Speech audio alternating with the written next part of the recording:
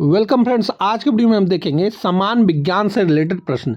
ये क्वेश्चन दोस्तों railway exam, SSC exam, Bihar exam, UP exam, Rajasthan exam, all state के जितने भी एग्जाम होते हैं उनके लिए काफ़ी महत्वपूर्ण है, क्योंकि उनमें अगर जो साइंस का क्वेश्चन पूछा जाएगा तो इस वीडियो से आपके क्वेश्चन मिलेंगे ही मिलेंगे। इसलिए चलिए मैं आपका ज़्यादा समय ना लेते हुए इस वीडियो को शुरू करता हूँ। आज का हमारा पहला प्रश्न है, मानव रक्त का पीएच मान कितना होता है? तो मानव रक्त का पीएच मान होता है 7.4, हल्का क्षारीय होता है, ये आपको याद रखना है। और इस प्रश्न का आप व्याख्या देखेंगे दोस्तों, जो कि काफ़ी महत्वपूर्ण है आपके एग्जाम के लिए। मानव रक्त का पीएच मान सामान्य रूप से 7.35 से 7.45 के बीच होता है, जो इसे प्राकृतिक में थोड़ा क्षारीय बनाता है। शरीर इस संकीर्ण पीएच रेंज को बनाए रखने के लिए बहुत सख्ती से काम करता है, क्योंकि इसमें थोड़ा सा भी बदलाव एंजाइमों के कार्य को प्रभावित कर सकता है। ये आपको याद रखना है। हमारा अगला प्रश्न है, एक अंतरिक्ष यात्री को आकाश का रंग कैसा दिखाई देगा? तो एक अंतरिक्ष यात्री को आकाश का रंग काला दिखाई देगा, ये आपको याद रखना है। हमारा इस प्रश्न का आप व्याख्या देखेंगे, पृथ्वी पर हमें आकाश नीला इसलिए दिखाई देता है क्योंकि सूर्य का प्रकाश जब वायुमंडल में प्रवेश करता है तो वायुमंडल के कण नीले रंग को सबसे ज़्यादा बिखेरते हैं। प्रकाश का प्रकीर्णन, अंतरिक्ष में कोई वायुमंडल नहीं होता है, इसीलिए प्रकाश का प्रकीर्णन नहीं होता है और आकाश काला दिखाई देता है, ये आपको याद रखना है। यानी क्यों दिखाई देता है? प्रकाश का प्रकीर्णन के कारण हमें काला दिखाई देता है, वहाँ पे अंतरिक्ष में इसका प्रकीर्णन नहीं होता है। हमारा अगला प्रश्न है, स्टेनलेस स्टील में जंग क्यों नहीं लगता? तो इस प्रश्न का सही उत्तर हो जाएगा, लोहे के साथ क्रोमियम मिलाने के कारण इसमें जंग नहीं लगता है। इस प्रश्न का आप व्याख्या देखेंगे कि स्टेनलेस स्टील लोहा और क्रोमियम का एक मिश्र धातु है। जब क्रोमियम हवा में मौजूद ऑक्सीजन के संपर्क में आता है तो यह सतह पर क्रोमियम ऑक्साइड की बहुत ही पतली, अदृश्य और गैर प्रतिक्रियाशील परत बना लेता है। यह परत स्टील को नमी और ऑक्सीजन के सीधे संपर्क में आने से रोकती है, जिसे जंग नहीं लगता है, ये आपको याद रखना है। हमारा अगला प्रश्न है, डीएनए की द्विकुंडली संरचना की खोज किसने की थी? तो यह किया गया था वाटसन और क्रिक के द्वारा। इस प्रश्न का आप व्याख्या देखेंगे कि 1953 में जेम्स वाटसन और फ्रांसिस क्रिक ने डीएनए की डबल हेलिक्स संरचना का प्रसिद्ध मॉडल प्रस्तुत किया था। इस खोज के लिए उन्हें 1962 में नोबेल पुरस्कार से सम्मानित किया गया था, ये आपको याद रखना है। काफ़ी इंपॉर्टेंट प्रश्न है ये दोस्तों। अगला प्रश्न है, जब बर्फ पानी पर तैरती है तो उसका कितना हिस्सा पानी के ऊपर रहता है? तो उसका 1/10 हिस्सा पानी के ऊपर में रहता है, यानी ऑप्शन नंबर सी। इस प्रश्न का आप व्याख्या देखेंगे कि पानी जब जम कर बर्फ बनता है तो उसका घनत्व कम हो जाता है। बर्फ का घनत्व पानी के घनत्व का लगभग 9/10वां हिस्सा होता है। आर्किमिडीज के सिद्धांत के अनुसार कोई वस्तु अपने भार के बराबर अपनी पानी विस्थापित करती है। इसी कारण बर्फ का लगभग 9/10 हिस्सा पानी के नीचे और 1/10 हिस्सा पानी के ऊपर रहता है, ये आपको याद रखना है। हमारा अगला प्रश्न है, फलों को कृत्रिम रूप से पकाने के लिए किस गैस का उपयोग किया जाता है? तो उस गैस का नाम है एसीटिलीन। इस प्रश्न का आप व्याख्या देखेंगे कि कैल्शियम कार्बाइड, जिसका सूत्र होता है CaC2, जब नमी के संपर्क में आता है तो एसीटिलीन C2H2 गैस छोड़ता है। यह गैस प्राकृतिक रूप से फलों को पकाने वाले हार्मोन एथिलीन की तरह काम करती है, जिससे फल जल्दी पक जाते हैं। हालांकि इसका उपयोग अब कई देशों में प्रतिबंधित है, ये आपको याद रखना है।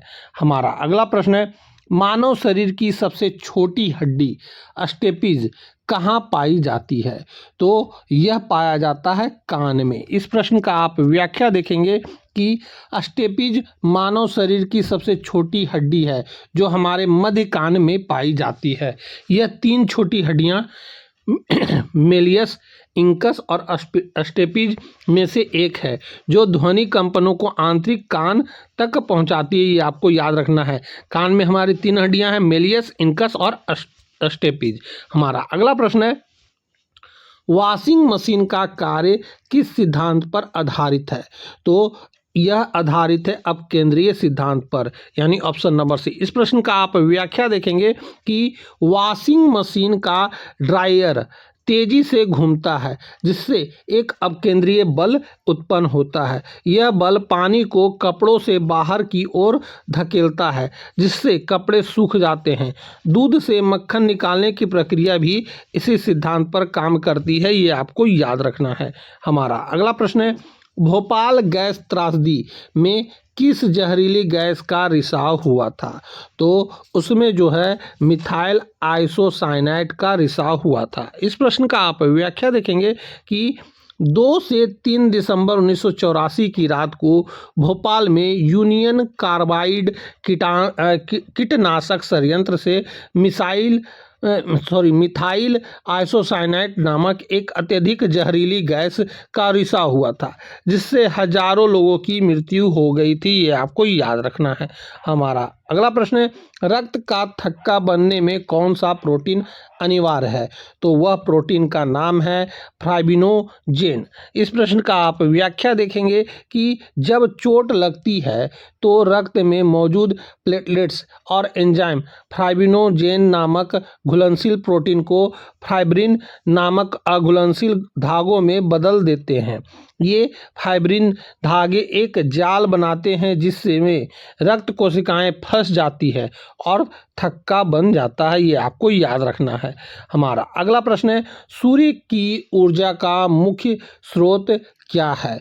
तो इसका मुख्य स्रोत है नाभिकीय संलयन, यानी न्यूक्लियन फ्यूजन। इस प्रश्न का आप व्याख्या देखेंगे कि सूर्य और अन्य तारों में ऊर्जा का स्रोत नाभिकीय संलयन की प्रक्रिया है। इसमें अत्यधिक दाब और ताप हाइड्रोजन के हल्के नाभिक मिलकर हीलियम के भारी नाभिक का निर्माण करते हैं, जिससे अपार ऊर्जा मुक्त होती है। ये आपको याद रखना है। हमारा अगला प्रश्न है, चींटी के डंक में कौन सा अम्ल पाया जाता है? तो चींटी के डंक में पाया जाता है फार्मिक अम्ल। इस प्रश्न का आप व्याख्या देखेंगे कि चींटियों, मधुमक्खियों और बिच्छू के डंक में फार्मिक अम्ल, जिसे मेथनोइक अम्ल भी कहते हैं, पाया जाता है। इसी अम्ल के कारण काटने पर त्वचा में जलन और दर्द महसूस होता है। हमारा अगला प्रश्न है, सार्वभौमिक रक्तदाता किस रक्त समूह को कहा जाता है? तो यह कहा जाता है दोस्तों ओ निगेटिव को। इस प्रश्न का आप व्याख्या देखेंगे कि रक्त समूह ओ निगेटिव को सार्वभौमिक दाता कहा जाता है, क्योंकि इसकी लाल रक्त कोशिकाओं पर कोई एंटीजन ए, बी या RH नहीं होता है।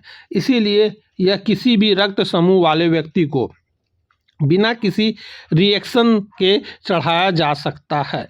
हमारा अगला प्रश्न है, पानी में डूबी हुई कोई वस्तु अपनी वास्तविक गहराई से ऊपर उठी हुई क्यों दिखाई देती है? तो यह इसलिए उठी हुई दिखाई देती है क्योंकि इसका प्रकाश का अपवर्तन के कारण ऐसा होता है। इस प्रश्न का आप व्याख्या देखेंगे, जब प्रकाश की किरणें सघन माध्यम से, यानी सघन मतलब पानी से, विरल माध्यम यानी हवा में आती है तो वे अभिलंब से दूर हट जाती है। इस घटना को अपवर्तन कहते हैं।